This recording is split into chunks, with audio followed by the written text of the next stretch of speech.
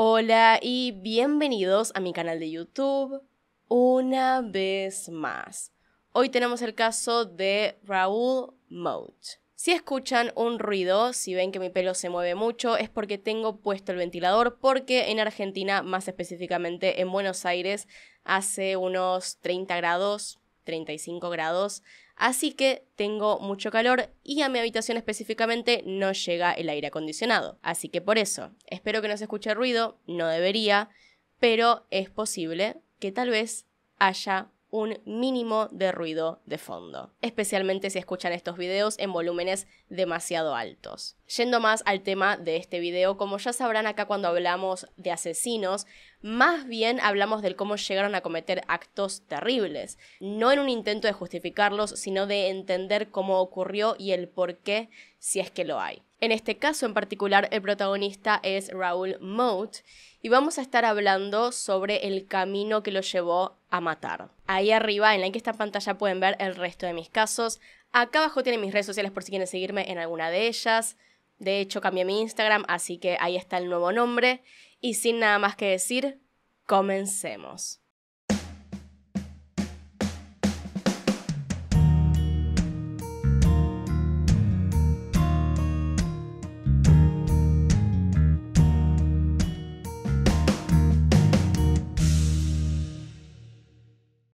La persona que están viendo ahora mismo era Raoul Thomas Moat. Nació el 17 de junio de 1973 en Tyne Wear, Inglaterra. Él creció en la ciudad de Newcastle y era hijo de Peter Blake y Josephine Healy. Se podría decir que desde un primer momento la vida de Moat no fue de lo más tranquila. Sus padres se encontraban separados al momento en el que nació, y de hecho nunca pudo conocer a su padre, ya que su madre no dejaba que Peter conociera a su hijo. Josephine nunca le dijo al padre biológico que siquiera estaba embarazada, y con Moat simplemente hizo como si su padre no existiera. Entonces él creció pensando que este hombre no lo quería, que lo había abandonado, cuando en realidad nunca supo de su existencia, siquiera. Moat tenía un hermano llamado Angus, con quien compartía todo aquello que le ocurría y los problemas familiares, y quien de hecho colaboró en hacer un libro desde la perspectiva de Moat que tuve que leer para hacer este caso. Les dejo por supuesto el nombre del libro en la descripción. My mum really hated my dad, you know, and to the point where she wouldn't let us see him. But I mean, I used to get passed from pillar to post, and you just get on with it, but it's not a home, it's not, you know, and you might seem like you're happy, but you're not. Por los conflictos entre sus padres y el hecho de que su madre tenía que trabajar, en sus primeros años de vida, Moat fue criado mayormente por su abuela. Él y su hermano vivieron mucho tiempo con ella. Además, se dice que su madre tenía problemas de salud mental. Específicamente se dice que tenía trastorno bipolar, y estos problemas no la dejaban en sí cuidar a sus hijos, al menos no como se debía. Por eso también pasaban tanto tiempo con su abuela. Una de las historias que más se repiten al hablar de la vida temprana de Moat es cuando de chico su madre incendió alguno de sus juguetes frente a él y a su hermano. También le llegó a dar a su propio hijo la medicación antipsicótica que le habían prescrito a ella. Unos años más tarde, ya para cuando Moat estaba entrando en la adolescencia, su madre se casó en 1986 con Brian Healy. A Brian no le agradaba para nada la etapa de rebeldía que significó la adolescencia para Moat. No tenían una buena relación y de hecho, la madre del joven llegó a decir que odiaba a su padrastro. Para colmo, Moat tuvo que mudarse con su madre dejando a su abuela, a quien él adoraba. Sin embargo, y para suerte del joven, no se había mudado lejos y podía seguir viéndola. Quizá fuera por lo que ya les conté o por situaciones aún más traumáticas de las que no sabemos, pero Moat en algún punto comenzó a tener pesadillas durante su adolescencia, sueños horribles en los que monstruos lo perseguían en la calle donde había crecido. En estos, él era un niño. Esta es probablemente una de las cosas que lo hizo cambiar radicalmente. Según el testimonio de su propia madre, Moat era una persona tímida, agradable y muy educada, pero de un momento a otro cambió. Según ella, esto ocurrió al llegar a la edad de 18-19 años. Moat se transformó en otra persona, una persona que ella ni siquiera reconoce como su hijo. Moat comenzó a tener problemas con su madre y el resto de la familia. Empezó a ir al gimnasio y consumir esteroides. Tuvo problemas alimenticios en los que se obsesionaba con la comida y el ejercicio. Quería tener un cuerpo perfecto a sus ojos y empezó a construir muchísimo músculo. Justamente los esteroides, el exceso de control en su dieta, la infelicidad que claramente tenía, todo lo hizo una persona un poco violenta y fácil de enojar. Hablaría en este punto de alguna enfermedad mental que tal vez compartía con su madre, pero debido al final de esta historia no tenemos ningún diagnóstico ni nada más que nos pueda ayudar a saber qué había en su cabeza. Poco a poco se fue alejando de su familia y formando su propia vida. Tuvo trabajos de todo tipo, como mecánico, podador de árboles, y gracias a su gran tamaño físico, también fue seguridad de boliches y bares, entre otros. No era tan capaz de mantener los trabajos que conseguía, pero tuvo varias experiencias. Sus trabajos requerían claramente de mucho esfuerzo físico. En uno de ellos, de hecho, terminó en un accidente que le aplastó la mano rompiéndole todos los huesos de la misma.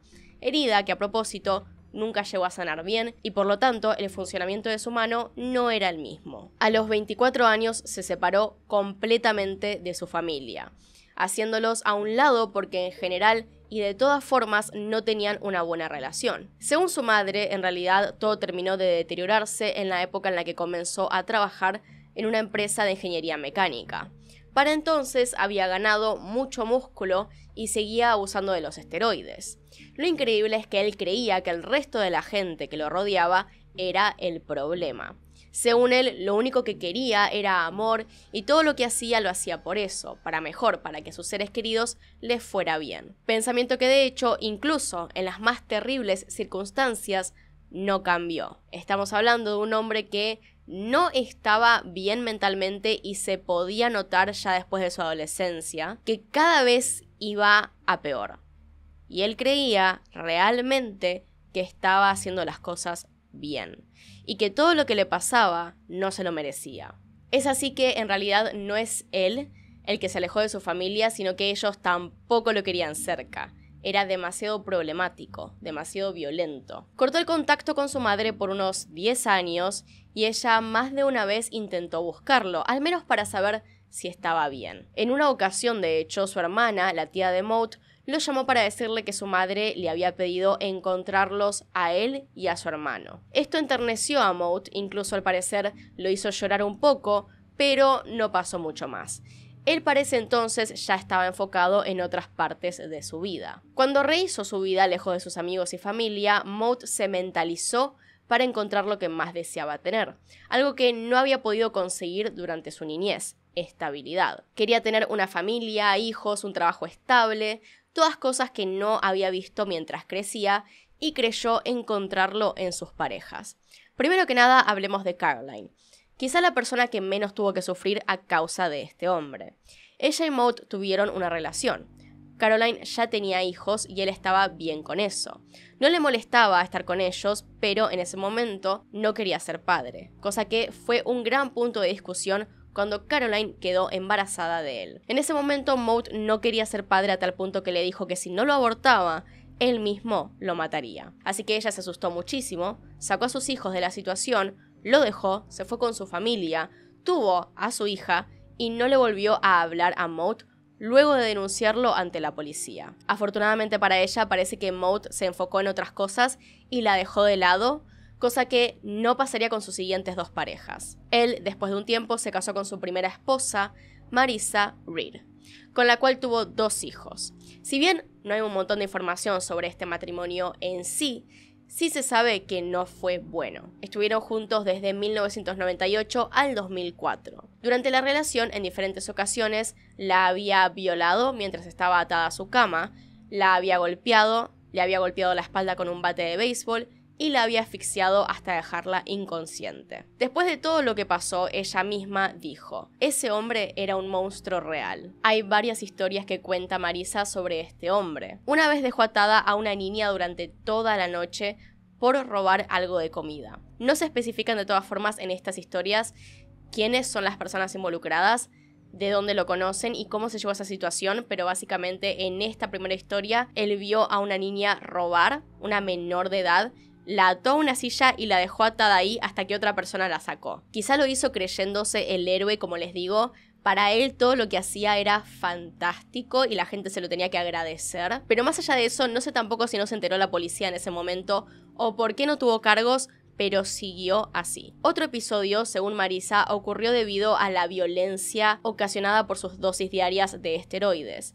Golpeó a un perro y lo dejó durante 2 días para que muriera en agonía. Solo. Maud también obligó en otra ocasión a una joven a pararse en una parada de autobús llena de gente con un sombrero de bufón de payaso y un cartel alrededor del cuello que decía que había sido una chica mala. No tengo idea por qué, pero eso es lo que cuenta Marisa.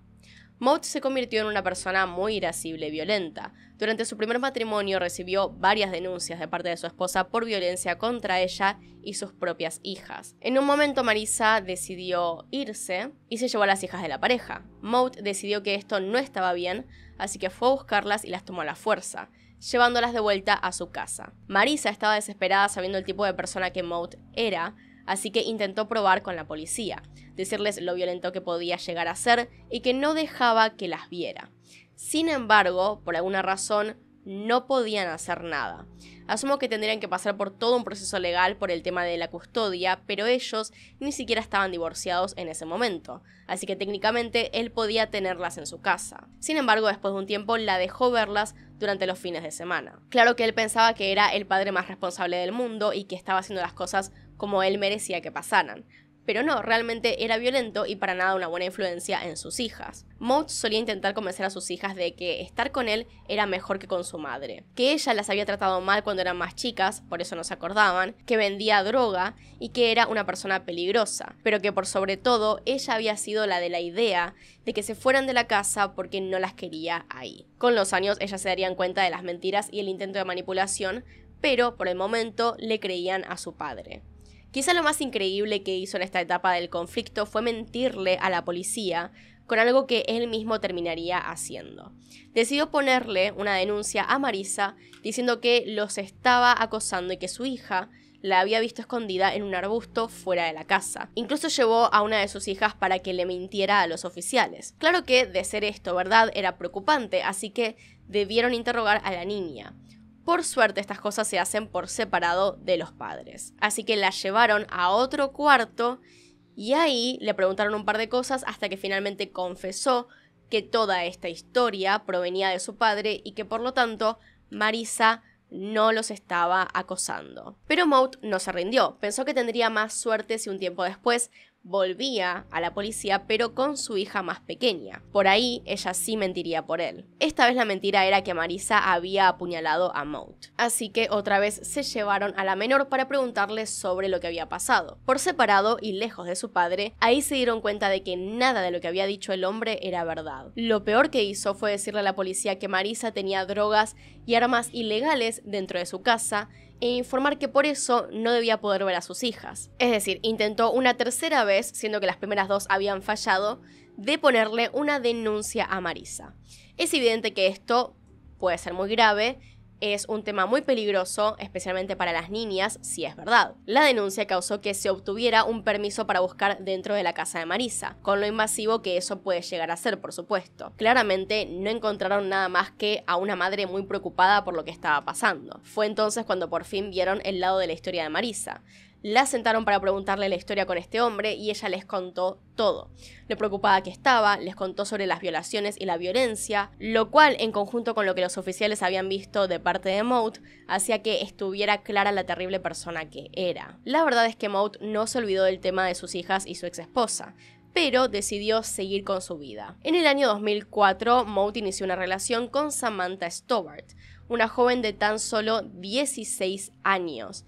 Él ya teniendo más de 30. Como se imaginarán, esta relación no fue para nada bien. Para empezar, Maud tenía casi el doble de edad que Samantha y esta era menor de edad. Por otro lado, Maud seguía siendo el mismo violento y abusivo de siempre. Lo curioso es que él se consideraba a sí mismo como una persona muy necesitada de amor y le gustaba que Samantha le hiciera un poco de madre, expresando que le gustaba ser mimado por ella. También, justamente por esto, había tenido problemas adaptándose a que le prestara atención a su hija más que a él, pero lo sobrellevó bien, supuestamente. Hablando de eso, justamente, a los 2 años de relación, tuvieron una hija. Durante la relación, él dijo que quería asegurar el futuro de la pareja estableciendo una compañía, un negocio de paisajismo. Según él, trabajó todos los días en busca de que saliera a flote, pero esto hacía enojar a Samantha, quien sentía que básicamente la estaba dejando sola todo el tiempo para encargarse ella misma de las cosas de la casa y su hija. Que además, por cierto, ella sí estaba intentando trabajar aparte de lo que hacía en la casa. Así fue con este arreglo en el cual él se iba demasiado tiempo, trabajaba mucho para que su empresa saliera a flote, que convivieron un par de años juntos, con las hijas de su previo matrimonio también. Samantha sabía que Maude era violento, podía ver que algo no estaba bien, pero se encontraba encerrada en su situación. No tenía un trabajo con buena paga, recién había cumplido la mayoría de edad y tenía una hija con la cual Maude no ayudaba mucho. Además de que era como tener otro bebé, nada más que muy violento. Un hombre que se enojaba si no obtenía la atención que necesitaba y que ante todo siempre pensaba que estaba en lo correcto. En total, Maude fue arrestado 12 veces por distintas denuncias y nunca fue puesto en prisión después de estas denuncias. Lo que sí ocurrió fue que un juez le ordenó un año entero de sesiones con un terapeuta porque claramente tenía problemas de ira y problemas que debía arreglar. Esto fue antes del 2008, más o menos. Aparte de esto, intentó volver a buscar ayuda psicológica, pero no pudo. Si bien logró encontrar un programa que lo iba a intentar tratar, al menos había obtenido una entrevista con un psicólogo, Maude nunca fue a dicha entrevista, así que no se trató. En todo esto y dentro de las denuncias, se llevaron a sus hijas porque claramente no era una persona capaz de cuidarlas. No era una persona lo suficientemente estable como para poder hacerle bien a sus hijas. Así que se terminaron llevando a las chicas. Finalmente Samantha se hartó de su comportamiento un año antes de los hechos. Como les decía, ella no tenía un trabajo que le dejara mucho dinero. Aún así logró ahorrar lo suficiente como para lograr escapar y así se fue de la casa. Juntó todas sus cosas, apagó su celular y decidió que lo mejor que podía hacer era marcharse sin decir ni una palabra. Maude no se tomó muy bien esto y decidió seguirla sabiendo que en Facebook había subido algunas cosas que mostraban dónde se estaba quedando. Fue hasta allá, le pidió que volviera, se sentó frente a la casa de la abuela de Samantha y todo eso mientras tenía en su auto un arma preparada para disparar. La última denuncia que recibió Maude fue unos meses antes de los hechos. Esto fue en febrero de 2010 y fue denunciado por haber golpeado a una menor de edad. En algunas fuentes dicen que fue a una de sus hijas, pero la verdad es que no hay tanta información respecto al tema. Lo que sí podemos intuir es que en alguno de sus momentos de superioridad no contempló las consecuencias de sus actos. Esta vez sí fue condenado a un total de 18 semanas en prisión. Durante el periodo que estuvo en prisión, Samantha aprovechó para separarse de Maude definitivamente, cortarlo de todas las maneras posibles, y todo esto generó un gran resentimiento en él hacia los trabajadores sociales quienes se habían llevado a sus hijas y sobre todo hacia la policía. Para ese punto ya había tenido muchos problemas con la policía, ya había sido detenido en reiteradas ocasiones, como les digo, le habían sacado a sus hijas y él creía que ellos eran los culpables de todo lo malo que le pasaba. Por alguna razón siempre culpaba a todos menos a él mismo. Es así que en julio de 2010, Maude cumplió su condena y quedó libre. Lo curioso es que durante toda su estadía en la cárcel juró vengarse de la policía apenas saliera y lo intentó cumplir. Samantha, para separarse un poco de él y asegurarse de que no volviera porque realmente le tenía mucho miedo, le dijo que estaba saliendo con otra persona, que no quería estar más con él y que esta persona con la cual estaba saliendo era un policía. Ahora, ella y su nuevo novio estaban de acuerdo en lo mismo, que estaba bien decirle que era un policía porque pensaron que eso la protegería, que él no se acercaría si pensaba que era un oficial. Estaban muy equivocados. Realmente creo que no entendían el estado mental de resentimiento en el cual se encontraba. I caught a bunch of coppers sniffing coke, so of course I went in and grabbed the kid. They've all pulled the badges out. So of course I've had a bit of wrestle with him, you know what I mean? Chief Inspector come down, lost his job, started losing his contracts for the doors and just fucked my life up ever since.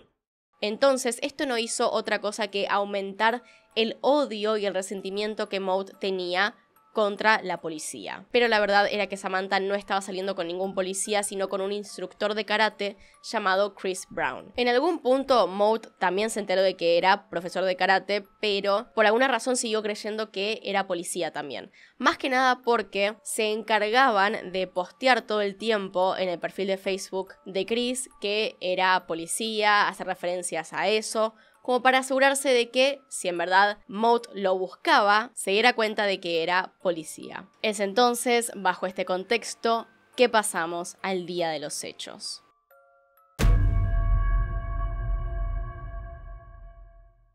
Maud salió de prisión el 1 de julio de 2010.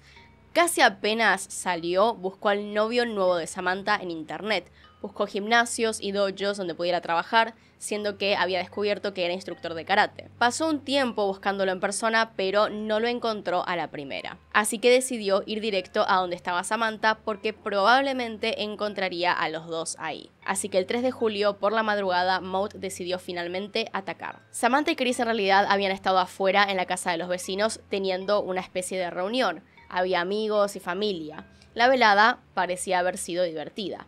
El problema comenzó cuando volvieron a la casa, momento en el cual Maud ya los estaba esperando escondido entre los arbustos frente a la casa donde vivía Samantha en aquel momento. Claramente lo que le había dicho antes a la policía sobre que Marisa se había ocultado en un arbusto a espiarlos a él y a sus hijas era más bien lo que él haría en esa situación. Así que se sentó a esperar a Samantha y a su novio con el arma ya cargada. Samantha y Chris salieron de la casa, miraron a su alrededor y claramente se dieron cuenta de que estaba ahí, de que Maud estaba detrás de un arbusto. Así que inmediatamente llamaron a la policía. Pero Chris tuvo la mala idea de ir a confrontar a Maud intentando que no le disparara a Samantha, el cual parecía ser claramente su objetivo. Cuando Chris se acercó a Maud sacó un arma y le disparó. El novio de Samantha intentó huir, pero Maud le volvió a disparar, luego recargó el arma, se acercó a él y volvió a dispararle a una persona completamente indefensa y probablemente ya muerta. Luego se enfocó en Samantha, quien había entrado a la casa ya, la vio por la ventana, disparó y se fue de la escena. Afortunadamente para ella, este disparo por la ventana no fue fatal, en realidad tuvo 2 heridas de bala, una en el estómago y otra en el brazo. Por otro lado, estuvo tentado de disparar contra la madre de Samantha, pero finalmente no lo hizo. Mientras ella esperaba ayuda, Maud se fue caminando tranquilamente por la calle, habiendo cumplido con su objetivo, su venganza. A todo esto le había pedido a un amigo que lo llevara esa noche con su van y lo esperara en cierto lugar para volver juntos. Así que Maud caminó tranquilo hacia la camioneta que lo estaba esperando para escaparse. Sin embargo, por una u otra razón, cuando llegó al punto de encuentro, la van no estaba, así que se vio obligado a correr y huir de la escena de manera bastante sospechosa, yendo hasta otra ciudad y tomando un taxi. La policía llegó al lugar unos minutos después y al escuchar los testimonios de Samantha y su madre, inmediatamente emitieron una orden de arresto para Maud. Samantha fue llevada al hospital para ser atendida por sus heridas y permaneció con custodia policial las 24 horas porque tenían la sospecha de que Maud volvería a terminar el trabajo. Lo primero que dijeron públicamente es que había ocurrido una especie de disputa doméstica. Sin embargo, los vecinos comenzaron a avisar a los reporteros que la historia era un poco más complicada. Explicaron lo peligroso que era Maud y lo que había sucedido en realidad. A partir de ese momento, Maud era un fugitivo y su cara estaba por todas partes. Un buen grupo de oficiales comenzó a buscarlo y a atender las llamadas de aquellos que decían haberlo visto. Una de esas personas fue Andy McAllister, un amigo de Maud, en realidad no tan amigo, más bien conocido. Él le avisó a la policía que no solo lo había visto, sino que Maud había ido hasta su casa a preguntarle si podía pasar un segundo. En ese momento la cara de Maud todavía no estaba tal cual en todas partes. Había pasado muy poco tiempo para que la gente pudiera realmente reconocerlo, así que él, en ese momento en el cual Maud llegó a su casa, todavía no había visto nada en las noticias. No sabía que había cometido 2 posibles asesinatos. Maud se sentó ahí y le contó todo lo que había hecho, de una manera bastante calma, justificándose todo el tiempo como solía hacer. El plan de Maud era confesarse e irse, quitarse un peso de encima, por así decirlo, y seguir huyendo de la ley. Pero antes de irse le pidió un favor a Andy, y le dio una carta escrita a puño y letra por él mismo, que constaba de 49 páginas. Evidentemente sería un montón que me pusiera a leer fragmentos de la carta de 49 páginas que hizo este hombre, pero diría que se puede reducir bastante. En ella, Maud le declaraba la guerra a la policía, de separarlo de sus hijas, de arruinarle oportunidades laborales, entre otras cosas. Quizá una de las partes más destacadas era donde contaba su versión de cómo asesinó a Chris y disparó a Samantha. También decía que dispararle a Samantha fue un error y hasta amenazó al hospital donde ella se encontraba, diciendo que si no la salvaban, iría a por ellos también. Unas horas después comenzó oficialmente su intento de captura. Era el hombre más buscado de Inglaterra. La búsqueda de Maud implicó a más de 160 oficiales armados, perros, rastreadores y helicópteros. Con el pasar de los días, los oficiales involucrados llegaron a ser casi 300. Poco a poco iban encontrando rastros y pistas de los posibles paraderos de Maude, así como también arrestaron e interrogaron a personas cercanas a él, como por ejemplo la persona que entregó la carta a la policía, que por un momento pensaron que era alguien sospechoso, pero terminó siendo nada más un pseudo amigo conocido de Maude. Mientras Maude era buscado por todas partes, increíblemente 24 horas después de los hechos, se tomó el tiempo para llamar a la policía, es decir, marcó al 911 o al 999 y los amenazó. En su amenaza dijo que atacaría a un policía. Y mencionó las siguientes frases. Ahora, mi novia ha estado teniendo una aventura a mis espaldas con uno de sus oficiales. Este caballero al que le disparé anoche, el instructor de karate. Han estado detrás mío, cierto, durante años. Nos han molestado, nos han acosado, simplemente no nos dejan en paz. Mejoré hace 6 años cuando la conocí y he hecho todo lo posible para tener una vida normal y ustedes simplemente no se dan por vencidos. No nos dejan solos por 5 minutos. Todo esto refiriéndose a la policía. Claro que pensaba que ellos eran los culpables en lugar de pensar, quizá no debería haber golpeado a un menor de edad. No puedo conducir por las calles sin que parpadeen las luces azules. Ella ha tenido una aventura con uno de sus oficiales. Si no hubiera sido un oficial de policía, no le habría disparado. Para este punto, si bien era, y él sabía que era un fugitivo, Maude vivía su vida bastante relajado, pero buscando policías para atacar. Así que, después de la llamada, se encontraba dando vueltas con 2 amigos en un Lexus negro, el cual era un auto completamente diferente al que la policía estaba buscando en ese momento. El posible transporte de Maude era en realidad una van blanca, así que mientras estaban dando vueltas en este vehículo, él encontró a su siguiente objetivo. Vieron al oficial David Rathband, quien fue abordado por Maude mientras estaba de guardia en un patrullero cerca de la autopista A1. David estaba muy consciente del auto que buscaban y el hombre que podría estar dentro, así que cuando se le acercó un Lexus negro, lo tomó completamente por sorpresa. Maude le disparó en la cara y nuevamente huyó. David fue herido de gravedad, pero sobrevivió al ataque gracias a que logró comunicarse por su radio para decir que le habían disparado. Fue internado de urgencia en el hospital, con su vista gravemente comprometida. Luego de atacar a David, Maude volvió a llamar a emergencias para decirles lo que había hecho y prácticamente declararles la guerra diciendo que no lo estaban tomando en serio.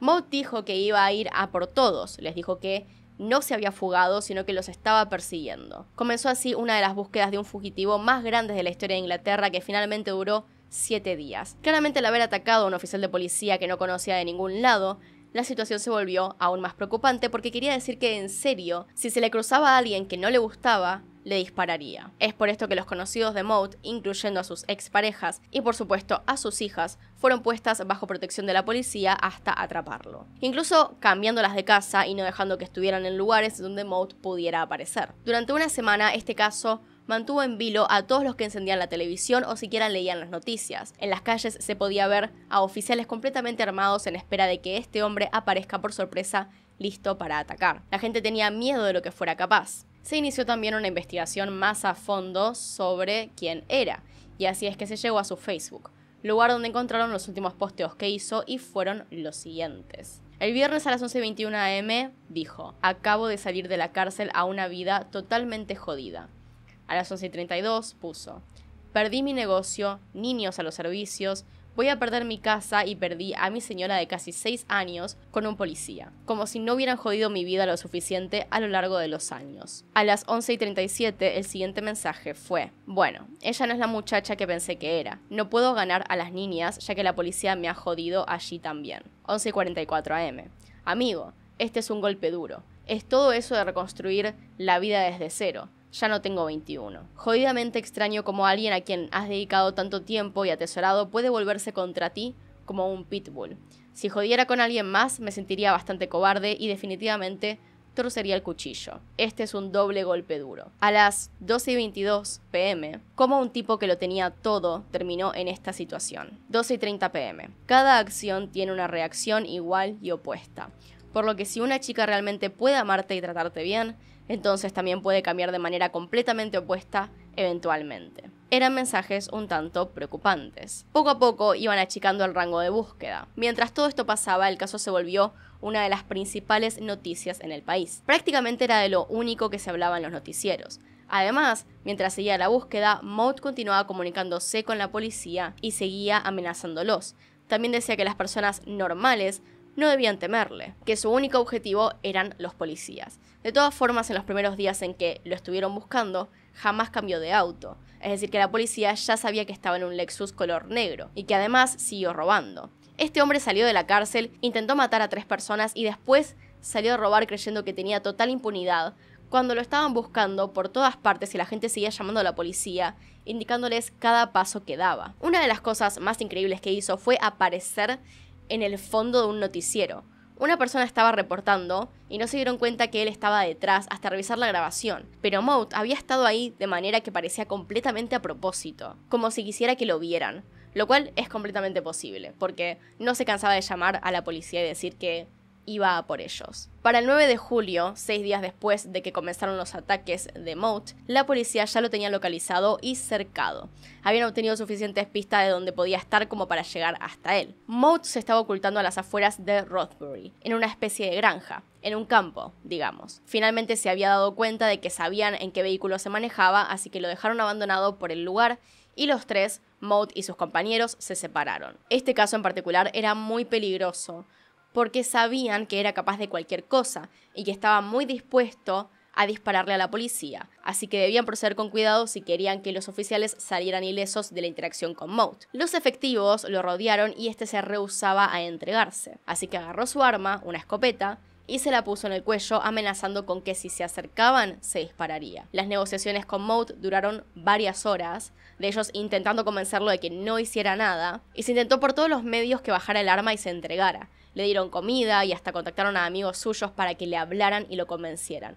Nada de esto dio resultado. Finalmente, cerca de la 1:30 de la mañana del 10 de julio, Maude decidió quitarse la vida y se disparó. Luego del disparo, los oficiales se acercaron, también las ambulancias, y se llevaron a Maude al hospital. Pero llegó sin vida y fue declarado muerto alrededor de las 2 de la mañana. La muerte de Maude trajo mucha repercusión. El caso era el principal interés nacional. Las semanas posteriores a su muerte se buscó a cualquiera que haya sido cómplice de Maude.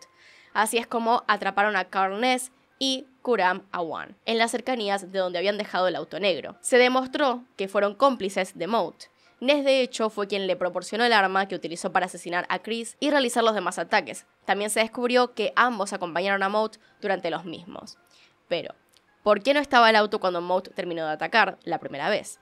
Parece ser que Ness no tenía idea que realmente iba a intentar matar a alguien. Parece que la idea en un principio era asustar al nuevo novio de Samantha. Entonces, cuando escuchó los disparos, arrancó la camioneta y se fue de la escena para no ser implicado en un crimen como ese. Igualmente, esto es lo que dice él. Es su palabra contra absolutamente nada más, porque no hay registro, no hay cámaras, no hay testigos, no hay alguien para decir que eso no es verdad. Awan, por su parte, era el dueño del Lexus negro que se prestó a ir con ellos y seguir esta serie de crímenes que Maude quería cometer. Ness y Awan ambos fueron condenados a prisión perpetua por varios cargos en su contra, entre ellos homicidio y tentativa de homicidio. Una de las consecuencias más terribles del caso fue el hecho de que David Rathband, el oficial de policía al cual Maude había disparado, quedó ciego luego del ataque. Un año después, David se quitó la vida ya que no pudo soportar las secuelas de lo que había sufrido. A propósito, la abuela de Maude, quien lo crió y que él amaba, dijo después del caso que su muerte había sido algo bueno. Marissa Reed tuvo que contarle a sus hijas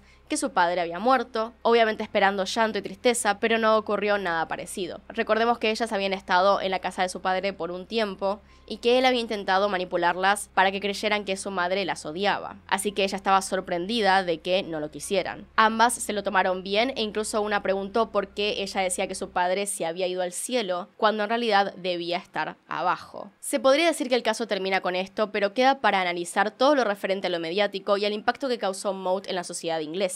Había mucha gente, más bien los extremistas, que creían que Maude era una especie de héroe, que luchaba contra la opresión policial e instituciones similares. De hecho, desde los más altos cargos de las fuerzas policiales y algunos dirigentes políticos pidieron a los medios no dar tanta cobertura a lo relacionado con Maude, ya que esto podría alentar a otras personas a hacer lo mismo que él. Como ya dije en reiteradas ocasiones, el caso de Maude causó gran repercusión en la sociedad y desde el 2010 a la fecha se han hecho gran cantidad de documentales respecto al caso, que son muy fáciles de hallar en internet por si ustedes quieren verlos. Dejamos algo en claro y es que él no es ningún héroe ni nada parecido. Es un hombre que no debería haber salido de la cárcel así como así, y que mostró muchas señales de ser una persona poco estable mentalmente y muy violenta. Pero bueno, ese es todo el video por hoy, hasta acá llegamos con la información y ese fue el caso de Maud, uno de los asesinos más buscados de Inglaterra por una semana. Acá están los Patreons y los miembros del canal.